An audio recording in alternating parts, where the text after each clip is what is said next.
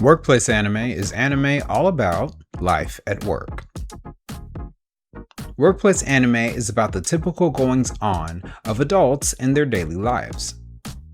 Unlike most anime that are often characterized by school settings and pre-adulthood, workplace anime is about independent life and the challenges, joys, and experiences that go along with getting up every day to complete a job, learning to do it well, and trying to make a living for yourself.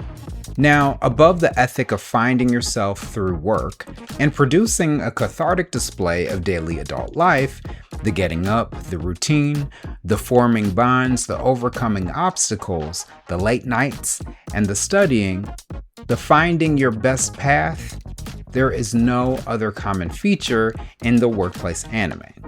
They can be primarily about what it takes to obtain a promotion, or they can be about finding a community at work. Additionally, workplace anime can be coupled with many other genres. They can be comedies, they can be romances, and they can even be about sci-fi and fantasy. When you step into a workplace anime, you're stepping into something that could be anything, but gives you the same feelings and ideas and the same type of impact that you would get from a program that depicts the life of somebody going through the routine of being an adult that provides for themselves.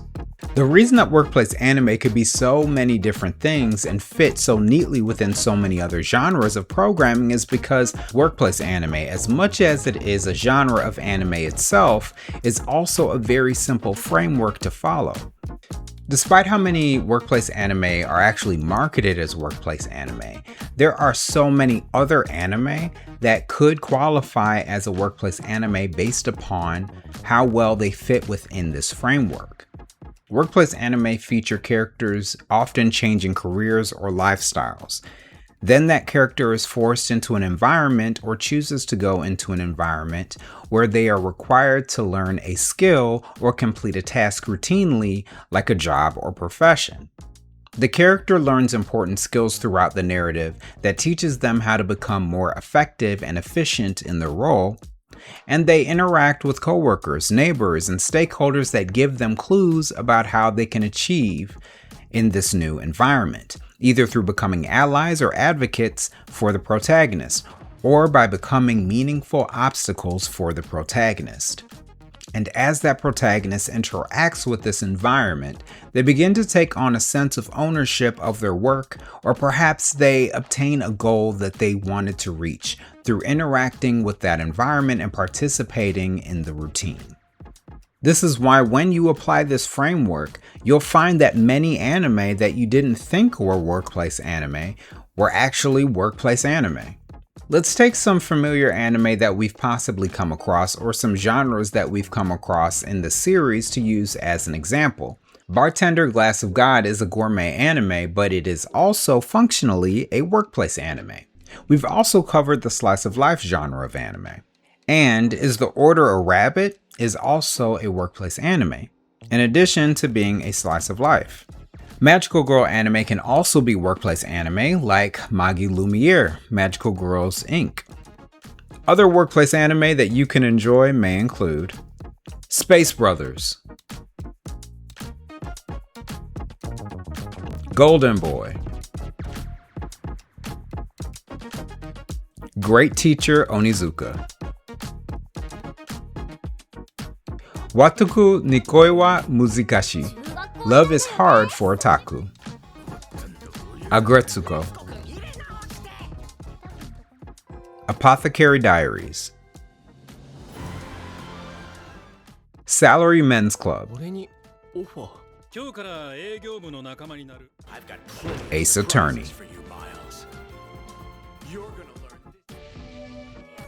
Planetus, Blend S.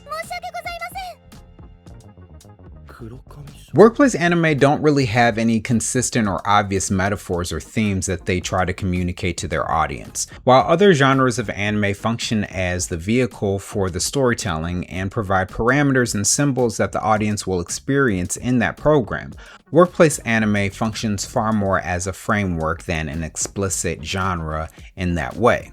Because workplace anime can be about anything. Workplace anime are very much like school-based anime in that way. One of the most consistent settings and environments for anime to take place is in schools, be they elementary, middle, or high schools.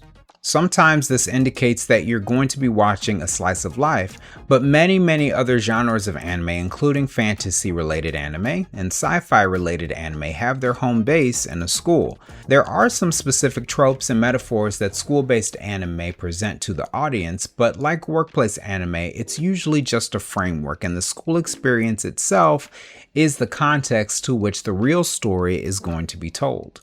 However, one of the most consistent through lines in workplace anime, especially as aspects of other genres are stripped away, or the program focuses primarily on the workplace to tell its story, is that often workplace anime present themselves as stories about being exceptional and becoming a fully actualized person. The majority of everyone's life will be based in and around work, or your workplace. This is the place where people make a living, make friends, learn a new skill or craft, work to get some professional ideal or goal, sometimes related to a promotion, or even find love. And often, in pursuit of those very important aspects of life, the vehicle through which they achieve those things, often in these programs, is learning to do their job and learning to do it well. Because they learned their job and they learned how to work effectively in their company, they're able to make friends from different teams or departments at their company. Characters are able to make friends that they can socialize with after work. Characters are able to learn skills that are going to propel them to start their own businesses or begin the next leg of their career. It's through work that they're able to get their promotions, and sometimes it's even the way in which they work, with passion, with compassion, with intelligence, with sophistication, that makes them attractive enough to their peers that they can start a romance. There aren't many caveats to the workplace anime with genre outliers because of the fact that it's generally just a framework. However, it does call into question what constitutes a workplace anime. Many anime actually function or are set in a workplace, but for other anime it's not as clear that that's what you're actually watching. Yet it has all the elements necessary to be classified as a workplace anime. For instance, The Apothecary Diaries is in effect a workplace anime, even though it is set in feudal China. The main character is completing a job, and it's through that job that she is able to blossom and become her fully realized self. She's realizing her potential to the world and to herself. Also, in shows like By the Grace of the Gods, you don't really see a proper workplace, but functionally the character is performing a job and is learning new skills and making new acquaintances and becoming a part of a team, much in the same way that you would do when you're in a workplace setting. So although it's not a traditionally functioning workplace anime, one could consider it to be a part of that genre. Workplace anime are everywhere, and they've been coming out and have been produced since anime have existed. They are stories about dedication and triumph, self-possession and fullness.